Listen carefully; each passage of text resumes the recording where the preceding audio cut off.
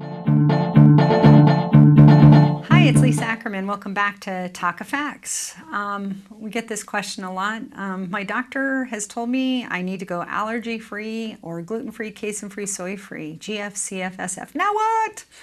First of all, don't panic. Anything's possible. You can do this. Don't worry. The great news that I want to share with you is 85% of the families we share this with and they try the autism gluten-free, casein-free, soy-free diet do so much better. They sleep better, they learn better, they act better, so the odds are in your favor, and I really recommend. And it's interesting talking to people going on the gluten-free, casein-free, soy-free diet.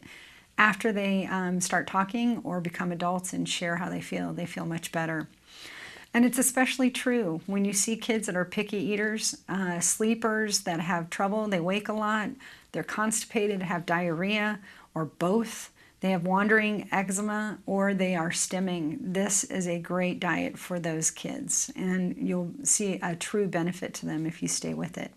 So there's some steps I'm going to share with you. First thing is get a free TACA Mentor on the TACA website. Sign up and get some support. Make a list of what your kid eats already, and it may be some of those foods are naturally already on the diet, like for example French fries, bananas. Those are naturally on a GFCFSF diet. And then try a new product a week that is not naturally gluten-free. So for example, chicken nuggets, we all love them, just admit it. Just admit it, come clean. So there are different ways to either buy them already pre-made or make them at home. Then the next step, the third step, is to clean out your cupboard. You want to really make sure that none of the favorite foods are still there, and or have the cupboard not be accessible for the kid on the spectrum. The other thing is be sneaky. So your fourth one is being Dr. Evil from Austin Powers. If your kid only ate a certain fast food carrier's chicken nuggets, go and get the cartons from that fast food carrier, make the chicken nuggets at home, and then serve them out of that carton. Another sneaky thing that works really well is slowly dilute the cow's milk with coconut milk.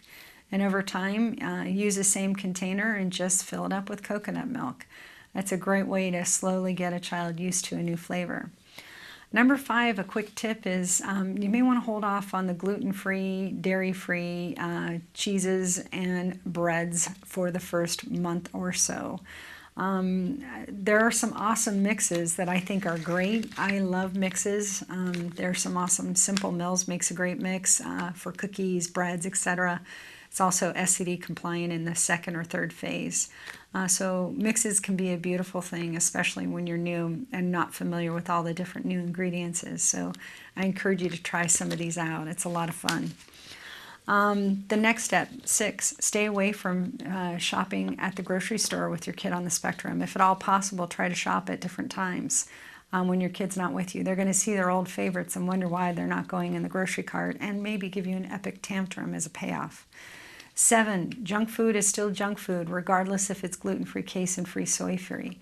So you really want to be careful as to how much junk you are introducing once you're getting rid of the other junk for your child. Number 8, celebrate your success and go for more. You're going to do great. Just take one step at a time. In fact, there is a 10 weeks to the gluten-free, casein-free, soy-free diet on the TACA website that will walk you through. And each week I want you to celebrate and enjoy your success. And the last step, step 9, is add diversity. As your kid gets gluten-free, casein-free, soy-free, you're going to see that their appetite is going to open up to new foods.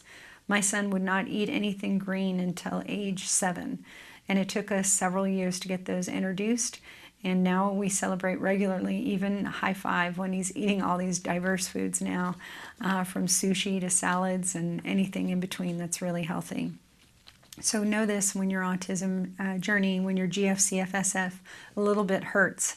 So you want to make sure you're diligent with regards to feeding them the allergy-friendly foods. A little bit is not going to help your success. In fact, it will sabotage it. The first week, here's another tip, it's not going to be easy. They're going to be a little bit cranky, so you may want to start Friday afternoon, not the first day of school. Then, when can you expect some results? You can expect some results typically with dairy in the first week. Gluten may take a little longer, but soy and dairy leaves the system relatively quickly, and you should see success from that right away. Good health is a good thing, so going gluten-free is not a worry. In fact, I know because I'm also gluten and casein-free. So let me give you some tools for families before we wrap up. We've got some great dietary pages that you can go on the TACA website. We even have an article just for picky kids and eating. And then there's even more help thanks to our autism-live friends. We do have a Pinterest page with 2,000 plus recipes, and we also have a great autism-live cooking show, What's Left? We hope to film more soon. So going gluten-free, casein-free doesn't mean you have to jump off a bridge. It means you just need to get in the game. And you can do it. So we'll see you next time on TACA Facts.